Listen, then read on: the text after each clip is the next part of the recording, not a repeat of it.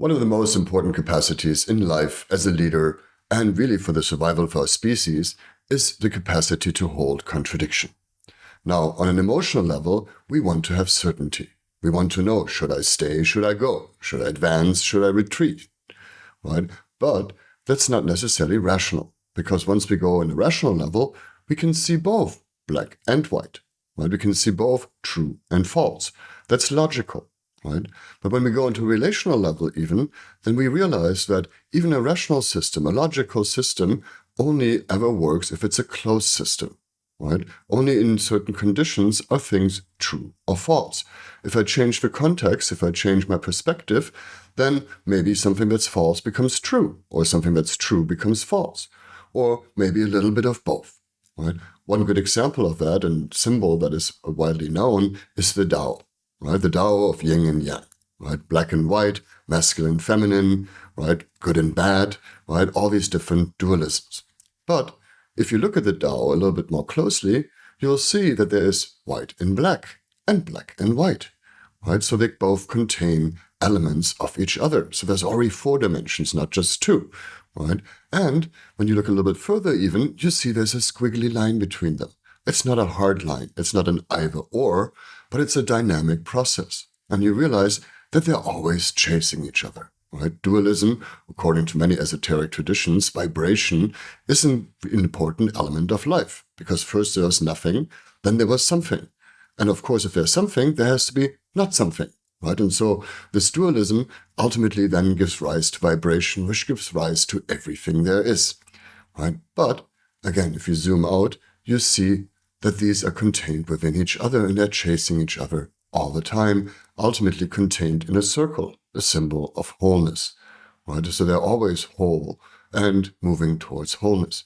And if you step out even further, then you see the Tao, you see the whole path, right? And this is why it's so important to be able to hold contradiction, right? Because our natural inclination is to want certainty, to want to know what's what, right? But the longer we look at a problem and the more we're able to take in, the more facets of it we see, right? And instead of just emotionally reacting to something based on our initial conditioning or our inclinations that we might have, to really take the time to sit with a contradiction, to allow the contradiction, to allow the confusion of that, because then something new will arise. This is in part also the idea behind Zen koans. You might have heard this notion of, what's the sound of one hand clapping, right? Or there's a tree that falls in the forest that nobody hears, make a sound. And these koans were not supposed to be answered per se, but to be sat with, to be digested, to be allowing to ruminate inside of us so that something new can emerge.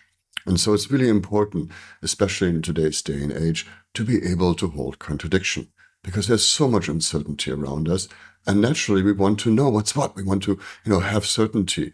But that gives rise to all kinds of disputes, to war, even terrible things like concentration camps. So in order to deal with the uncertainty that we have right now, let's take a step back, sit with the contradictions, allow a multitude of perspectives to come in so that then a real solution can emerge rather than reacting quickly to either this or that.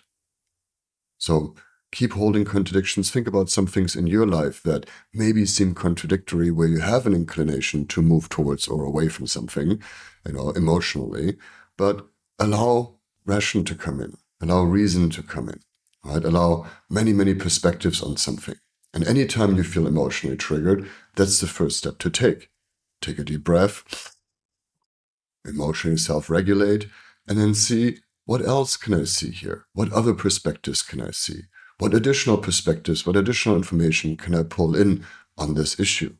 And the more you do that, the wiser your decision will be in the end. Because ultimately, you will decide if it's this or that.